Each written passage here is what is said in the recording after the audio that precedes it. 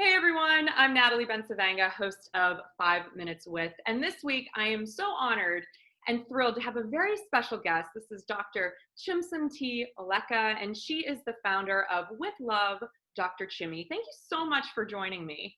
Absolutely. Thank you for having me. Well, I got to hear you speak recently, and I was truly blown away by your energy and your passion for what you do for young women and girls. And I wanted everyone to learn more about you. So, could you tell everybody a little bit about yourself and how you found your way into medicine?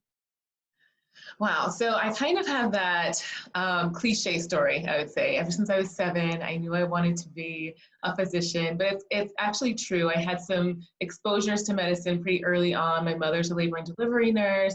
I had a uncle who was in medicine as well.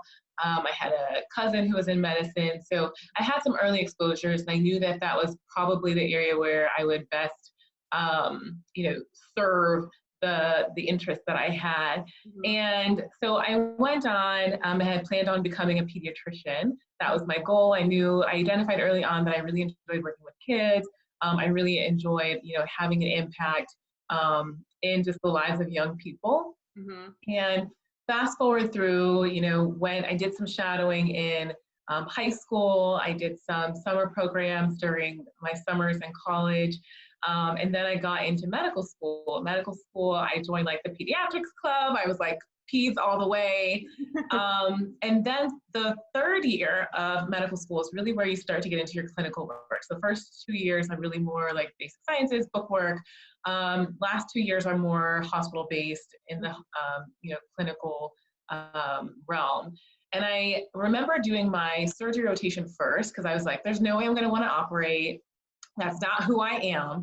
And I did my surgery rotation and absolutely loved working with my hands. I loved just the aspect of surgery that is there's a problem and I can fix it by doing this. But I didn't necessarily like the organs that surgeons operate on. Like, who wants to operate on the gallbladder and the bowel all the time? That was just not for me. Mhm. And then next I had my pediatrics rotation, and this is like my life, plan. I got to my pediatrics rotation and I didn't actually like it. It was actually quite draining, Oh, that's which was shocking to me because I had, planned my whole life around this specialty. And the next rotation was OBGYN, and I was actually dreading it because I was like, body fluids, like vaginal secretions, like that's not my thing. But I remember getting onto that rotation and just coming alive. Like, it was just the content, the patients, just the going from a clinic to labor to, operating. It had the best of everything. It had medicine, it also had surgery. So that essentially led me to reconsider my general pediatrics course and end up choosing obstetrics and gynecology because I really liked the aspect of women's health and advocating for women and educating women. Mhm. And then in residency, I had the opportunity to do a fellowship, an elective in a subspecialty of obstetrics and gynecology, which was pediatric and adolescent gynecology. Hmm. And I did an elective in DC, actually, and absolutely loved it. I went to the conference and I was like, these people are my people. So it was the perfect merger of pediatrics and the population with the content that I really found myself passionate about and enjoyed discussing. And so that's really where I am now in pediatric and adolescent gynecology. And I love it, actually. I really love what I do. I love my patients. I'm just, every day when I go to work and I have like, some good days, I'm like, gosh, I'm glad I didn't, give up. I'm glad I actually, applied for that fellowship and took that chance. So. That's amazing. What a story. You hear this, that people find their lane and they just run with it, and it becomes really like a life's work and not just a job or a career. And that's what it sounds like for you. And as your experience as a Black woman, can you tell us how that sort of changed your perspective, or did it change your perspective on this particular field and what you feel like you're able to really bring from your perspective? Absolutely. And I think from a couple of different perspectives. Mhm. So definitely, going through as on the medical side, you Mhm. see some assumptions that are made of, African American girls. There are different ways that they may be treated within healthcare. We know that, you know, racial disparities exist in healthcare. Mhm. And I felt like there was really no one advocating for these younger girls, especially the younger African American girls. You know, if they came in with an issue, it was always, not always, but you tend to think more of, well, maybe it was sexually related, or maybe they just, you know, XYZ, and really not giving them the chance or giving them the benefit of the doubt, or sitting down and taking the extra time with them to explain certain things to them.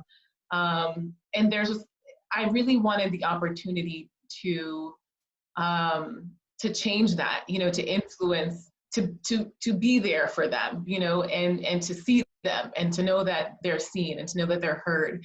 And I think, as you know, as personally, like as an African American woman, even when I go, you know, to doctors sometimes, I actually don't tell them that I'm a physician, because I want to see how they treat me, you know. And I think that, you know, if they know I'm a physician, they're going to automatically come in with a different, Right. usually kind of a different persona. And I want to see how would they treat me if they just saw me as a regular African American, you know, woman. And I have had, you know, some encounters where you feel dismissed, or you feel, you know, unheard, or you feel rushed, or you feel judged, you know, even when the situation wasn't even, you know, about anything that should have led to judgment.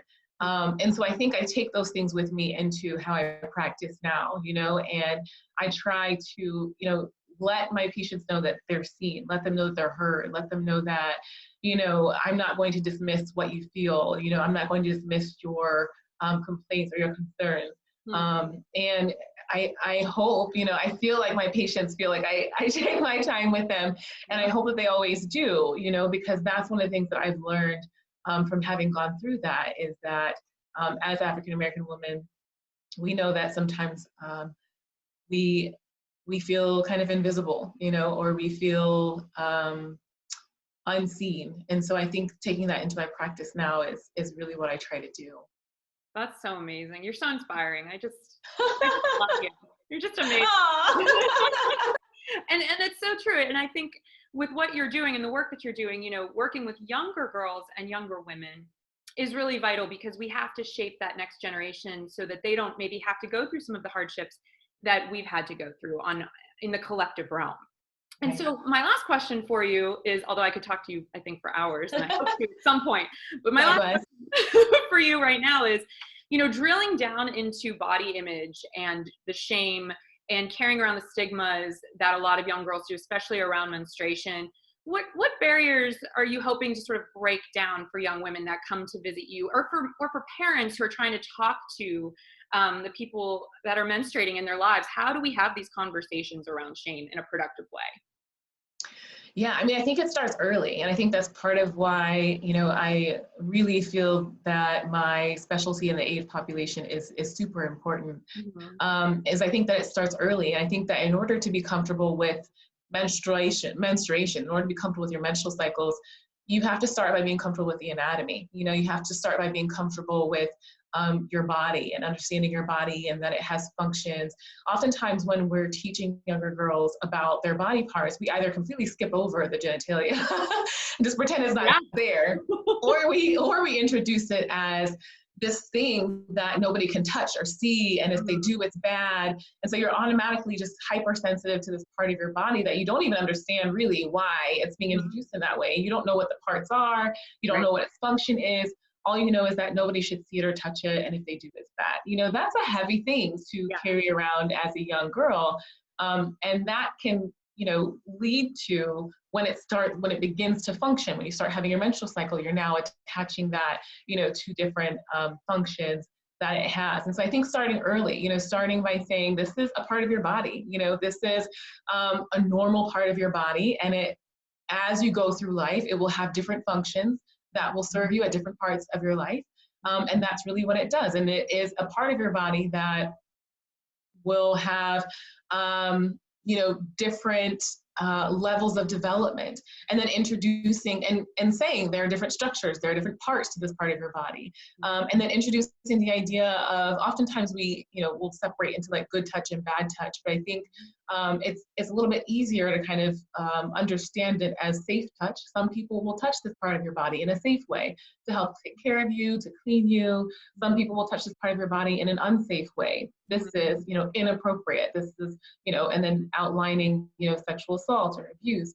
And then you'll have some people that will touch that part of your body in an unwanted way, even if it's safe, even if it's to help you, or even if it's to keep you clean, it can still be unwanted, which allows a sense of ownership and autonomy, over your body, and it allows the girls and the people with body parts to know that they can speak out about not wanting to be touched in that particular part of their body. So I think it starts there. And then when you get to menstruation, I think it's normalizing the conversation, normalizing the conversation about periods and about bleeding, and that it's a normal function that the body goes through.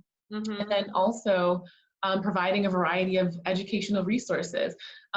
Puberty can be hard. Going through your period, getting your first period can be really overwhelming. And people will deal with that in all kinds of different ways. Some people are like overachievers. They want to read everything. They practice, they got their pads, they got their little period kits. Right. Whereas others are just like in denial. They're like, this is not happening. And if I ignore it, it will go away. And so I think opening up those lines of communication, whether it's talking about it, giving them the ability to listen to something, letting them watch something, letting them read something, having a variety of educational resources can be really helpful. And then lastly, when you're trying to talk about menstruation and normalizing the menstrual cycle, we're doing that understanding that not a lot of us kind of collectively had that kind of instruction growing up. So it can be hard to provide that level of instruction when you haven't yourself received it. So it's also a matter of being kind to them and also to yourself as you're trying to navigate, that discussion, and allowing other people to come in who may be able to, help to mediate that discussion as well, like a gynecologist or, women's health provider or physician as well. That's amazing. Thank you so much, Dr. Chimney, for being here and for taking a little bit more than 5 minutes with me, because there's so much good stuff that you said, and I appreciate you so much. And I hope we can have another conversation and expand on this even more in the future. Absolutely. Likewise. Thank you so much for having me. Oh, absolutely. Thank you.